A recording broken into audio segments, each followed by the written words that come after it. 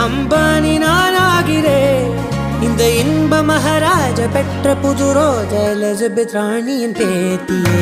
தாயே தாயே மகளன வந்தாய் தந்தை சிந்தை நலமுற வந்தாய்